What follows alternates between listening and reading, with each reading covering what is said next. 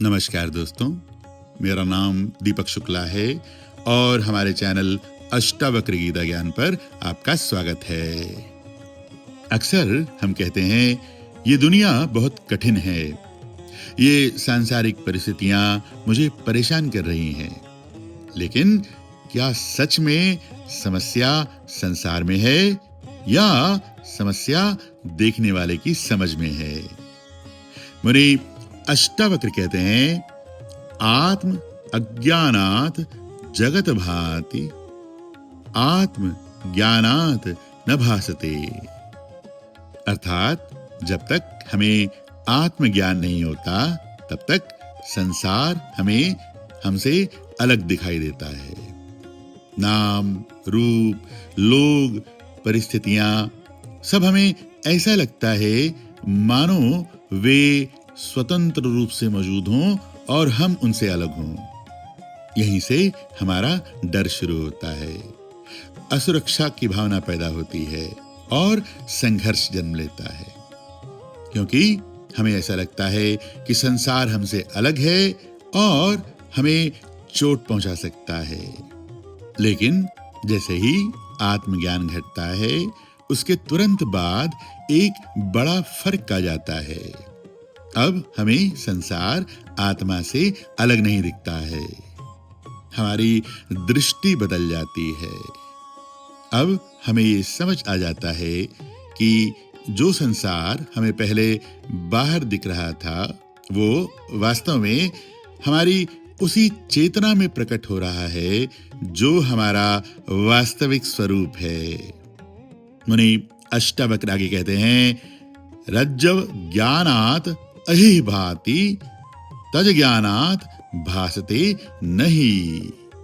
अर्थात यदि अंधेरे में रस्सी पड़ी हो तो भ्रमवश वो हमें सांप की तरह दिखाई दे सकती है। सांप वास्तविक नहीं है, लेकिन भ्रम के कारण हमारा डर वास्तविक हो जाता है। दिल तेजी से धड़कने लगता है, पसीना आ जाता है और कई बार हम भागने का प्रयास भी करते हैं और उस प्रयास में हम गिर भी सकते हैं, हमें चोट भी लग सकती है। जैसे ही प्रकाश होता है और दिखता है कि ये तो एक रस्सी है, यहाँ कोई सांप नहीं है। हमने देखा कि सांप अपने आप गायब हो गया। सांप को भगाने की जरूरत नहीं पड़ी, क्योंकि वहां सांप था ही नहीं, वह सिर्फ हमारा भ्रम था। अब यही बात हमारे जीवन पर भी लागू होती है।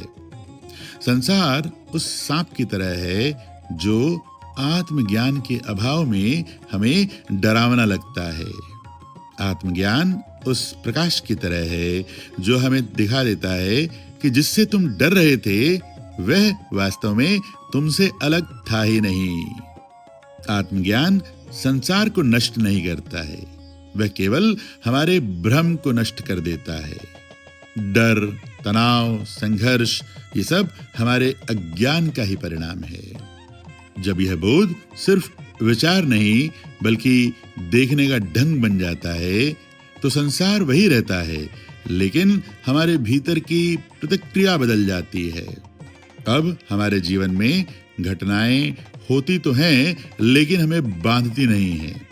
अब समस्याएं आती हैं, लेकिन हमें तोड़ती नहीं हैं।